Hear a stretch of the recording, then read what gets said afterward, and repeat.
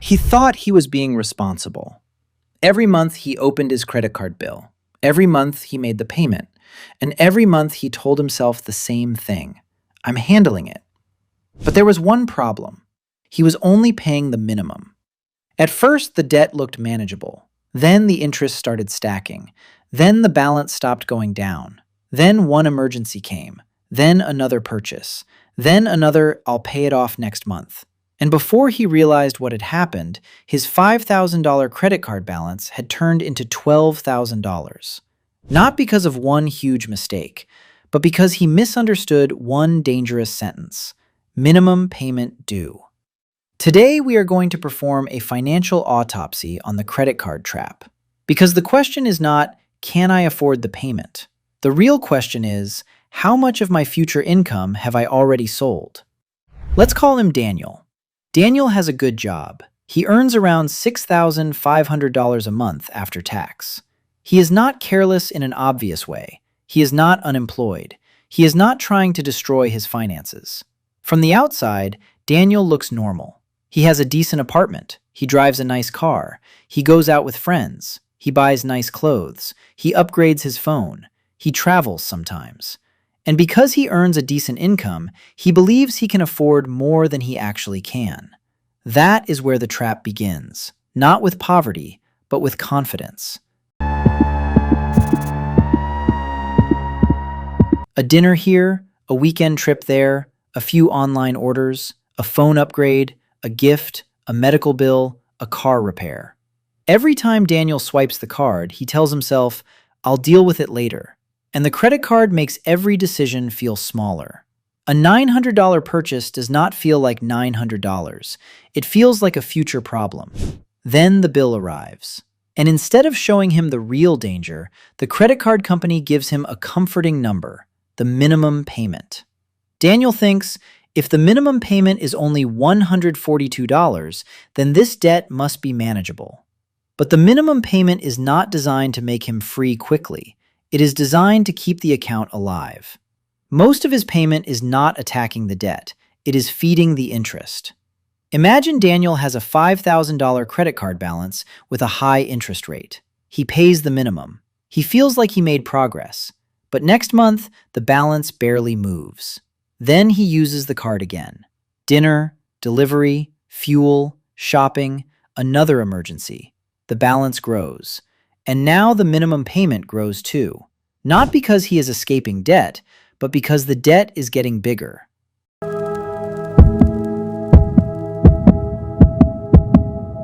This is what makes minimum payments so dangerous. They give you relief today while quietly stealing from tomorrow. Daniel is not failing because he missed payments. He is stuck because he is paying just enough to stay trapped. Now, let's break down how Daniel's debt exploded. At the beginning, he had $5,000 in credit card debt. He told himself it was temporary. But then, normal life started adding pressure. $3,000 came from shopping: clothes, gadgets, shoes, small home items, and random online orders. Nothing felt huge by itself, but together, it became serious. $2,000 came from travel: flights, hotels, food, taxis, and experiences. He called it a much-needed break, but the credit card called it debt. $1,500 came from food and delivery: restaurants, coffee, takeout, convenient spending, and late-night orders. $2,500 came from emergencies: a car repair, a medical bill, helping family, and unexpected expenses that were really irregular expenses. And another $1,000 came from subscriptions, fees, small purchases, and things he barely remembers buying. This is the part most people miss. Debt does not always explode because of one dramatic purchase. Sometimes debt grows because your life has no financial shock absorber, no emergency fund, no planned spending system, no clear limit, no tracking. So every normal life event becomes a credit card event. A car repair becomes credit card debt. A stressful week becomes food delivery debt. A vacation becomes credit card debt. A phone upgrade becomes credit card debt. And because the minimum payment still feels manageable, Daniel does not panic. Not yet. That is the trap. Debt is most dangerous when it still feels normal. Now let's talk about the part nobody likes to look at: interest. Interest is the silent employee working against Daniel every day. While Daniel sleeps, interest works. While he goes to work, interest works. And if the balance is high enough, interest can erase much of the progress he thinks he is making. Daniel says, "I'll pay it off when I get my bonus." But then the bonus comes. The car needs tires, rent goes up, a family expense appears, and the debt survives again. This is how credit card debt becomes part of someone's lifestyle, not because they love debt, but because they never create a system strong enough to kill it. Eventually, Daniel stops asking, "How do I eliminate this?" and starts asking, "How do I manage the payment?" That is the moment the credit card company wins, because once you only manage the payment, the debt remains in control. Daniel is not stupid, he is human, and debt often grows because of behavior, not just math. 5 common habits drive it. First, stress spending. I deserve this. But when every stressful week creates a purchase, stress becomes expensive. Second, status pressure. Better clothes, nicer phones, weekend trips. Not because he needs them, but because he does not want to feel behind. Third, optimism. Next month will be different. But without a new system, next month is just this month with a different date. Fourth, convenience. Planning takes effort. Tracking takes effort. Saying no takes effort. Swiping the card is easy. And easy decisions repeated for months become expensive decisions. Fifth, avoidance.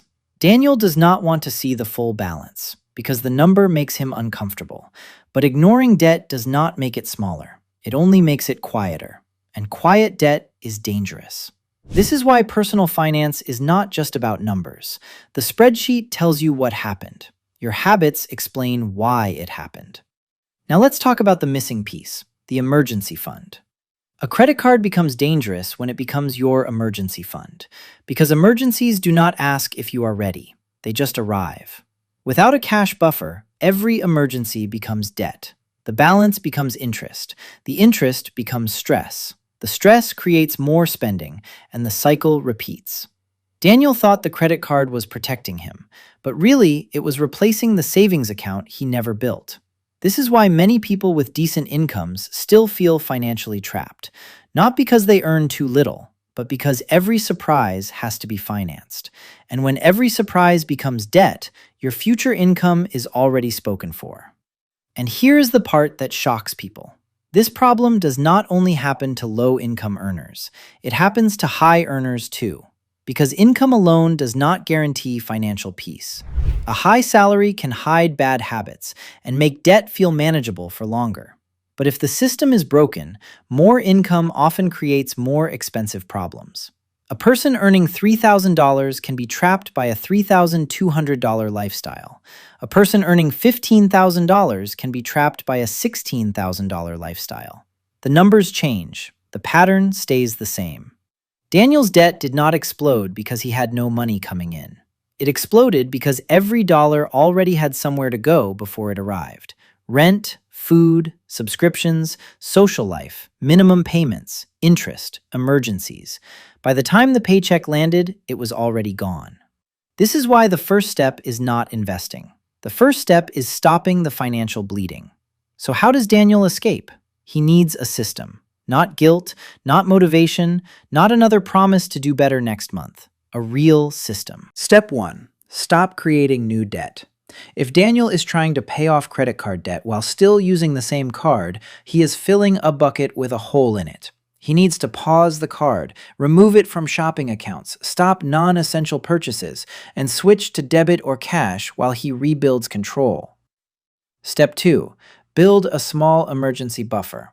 Not a perfect emergency fund yet, just a starter buffer. Maybe $500, then $1,000. Enough to stop small emergencies from becoming new debt. Step 3. Choose a payoff strategy. There are 2 common methods. The debt snowball means paying the smallest balance first while making minimum payments on the rest. This can create momentum. The debt avalanche means paying the highest interest debt first. This can save more money over time. Neither method works if Daniel keeps adding new debt. The best method is the one he will actually follow. Step 4. Pay more than the minimum. The minimum payment is survival mode. Extra payment is escape mode. Even an extra $100 per month can change the timeline, but it must be intentional, because if Daniel waits to see what is left, nothing will be left. Step 5. Attack the interest rate. Daniel can ask for a lower rate, explore a balance transfer, or consider consolidation if it reduces interest. But these are tools, not magic. Without behavior change, the problem simply moves. Step 6. Track every dollar for 30 days. Not forever, just 30 days.